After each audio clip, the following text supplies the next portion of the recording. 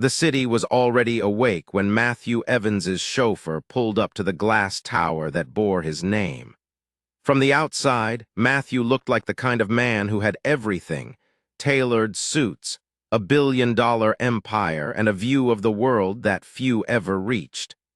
But inside, there was an emptiness he couldn't shake. He was 62, widowed and childless, living in a penthouse so quiet it echoed when he spoke. That morning, as he sipped his coffee and stared out over Manhattan, he caught his reflection in the window and saw not a titan of industry, but a man who traded years for money and companionship for control. The city buzzed below, delivery trucks, taxi horns, life in motion. But for him, it all felt distant, like watching a movie on mute. Then later that afternoon, fate intervened in the smallest, most unexpected way. His driver took a wrong turn through a narrow alley to avoid traffic, and there beside an overflowing dumpster stood a teenage boy holding a cardboard sign that read, "We'll work for food." It was the kind of sign Matthew had trained himself to ignore, but something about the boy, his steady eyes, his quiet pride, made him hesitate. "Pull over," Matthew said, surprising himself. When the car stopped, the boy didn't beg, didn't plead. He just said, "Sir, I'm not asking for a handout. I just need a chance." That one sentence would change everything. His name was Elijah Brooks, 16, polite, well-spoken, with the kind of dignity that didn't match his worn-out shoes. Matthew rolled down the window and asked, "What kind of work are you looking for?" Elijah hesitated, then said, "Anything honest." That answer stirred something deep in Matthew, something he hadn't felt in years. He invited the boy into the car against his driver's protest. As they drove, Matthew asked questions. Where was he from? Where were his parents? How long had he been on the streets? Elijah answered quietly. His mother had passed away the year before, and his father had left long ago.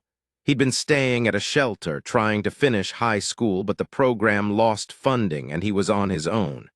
Matthew listened in silence, the world outside blurring past. When they arrived at his office, he handed Elijah a crisp business card.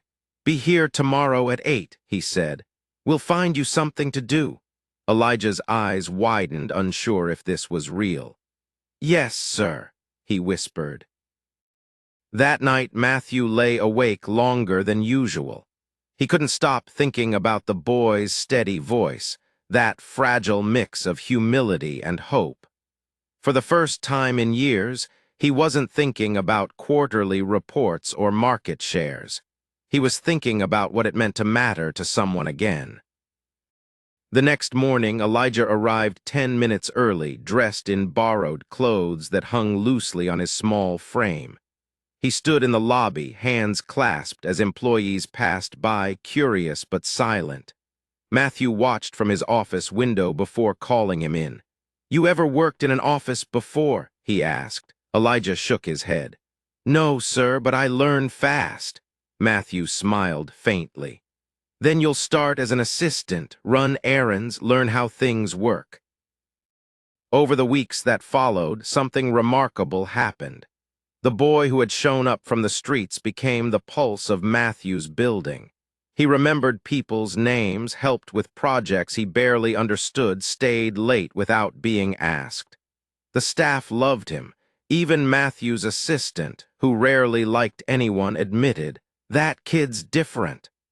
Matthew found himself eating lunch with Elijah, asking about his dreams, his past, his goals. Elijah wanted to be an engineer, to build things that made life better for people who had less. His words carried a conviction that reminded Matthew of himself, before success hardened him. One afternoon, while walking Elijah to the elevator, Matthew said quietly, "You remind me of the man I wanted to be." Elijah smiled. "Then maybe you still can be, sir."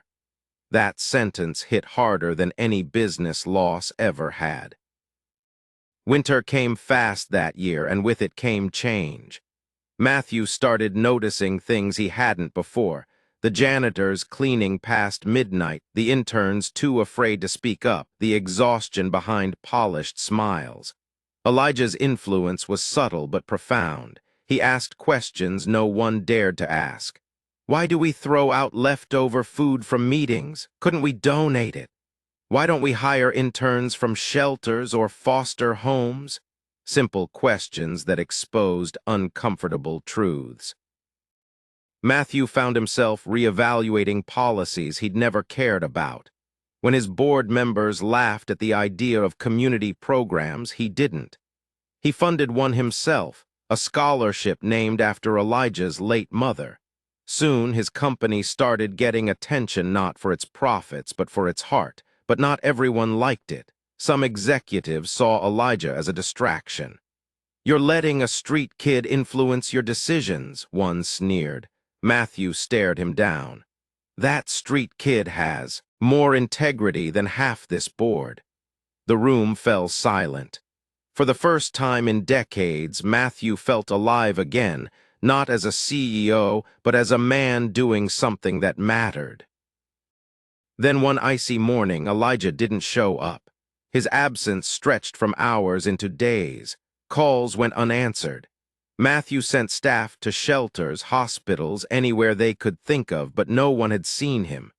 Days turned into a week, and worry gnawed at him like nothing else. Finally, late one night, Matthew received a call from a social worker. Elijah had collapsed at a bus stop, suffering from pneumonia. He was in critical condition. Matthew didn't hesitate. He left a board meeting mid-sentence and drove straight to the hospital. When he arrived, Elijah was barely conscious, pale and weak. The doctor explained that he'd been refusing medication because he didn't have insurance. Matthew's throat tightened. "He does now," he said. He stayed by Elijah's bedside for hours, remembering every conversation they'd shared, every lesson the boy had unknowingly taught him. For a man who had built empires, he had never felt so helpless. When Elijah finally opened his eyes, Matthew was still there, his suit wrinkled, his eyes red. Elijah tried to speak, but Matthew raised a hand. "Don't talk," he said softly. "Just rest." The boy managed a weak smile.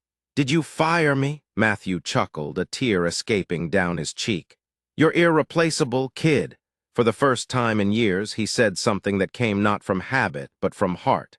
Over the next few weeks, as Elijah recovered, Matthew realized how deeply the boy had changed him. He began visiting schools, shelters, even youth centers, places he'd ignored his entire life, offering mentorship programs and internships. Elijah's story became the seed of something bigger, a movement. Reporters started writing about the CEO who hired a homeless teen. But for Matthew, it wasn't charity, it was redemption.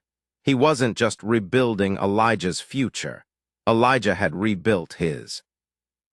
Months later, spring returned, and so did Elijah, stronger, sharper, more determined. Matthew welcomed him back, this time not as an assistant, but as an apprentice. "You're going to learn everything I know," he said, "because one day this company will need someone who still remembers what it means to care." Elijah worked harder than ever, earning scholarships, finishing school, and eventually starting his own nonprofit dedicated to helping underprivileged youth find jobs. Matthew watched with pride, knowing that what began as an act of kindness had turned into something much greater. The boy he'd found in an alley had become a force of hope, and in guiding him, Matthew had rediscovered the humanity success had buried. Years later, when Matthew passed away peacefully, Elijah stood at his funeral, looking out at hundreds of lives the man had changed. "He didn't just give me a job," Elijah said. "He gave me a reason to believe people can change." The room fell silent. Even the hardest faces softened. And that's the real story of Matthew Evans and Elijah Brooks. A reminder that sometimes the richest people aren't the ones with money, but the ones who choose to see worth in others. One act of compassion set off a chain reaction that changed countless lives. It's easy to overlook someone standing on the side of the road. It's easy to assume their story doesn't matter. But what if the next person you ignore is the very person meant to change your life? Every story you hear here on Wisdom Stories is about more than emotion. It's about reflection. So if this story touched you, if it reminded you that kindness is the strongest currency we have, then make sure you hit like, subscribe, and share this story. Because stories like this don't just entertain, they awaken something in all of us. And the next time life puts you in front of someone who just needs a chance, remember, change doesn't always start with money. Sometimes it starts with mercy.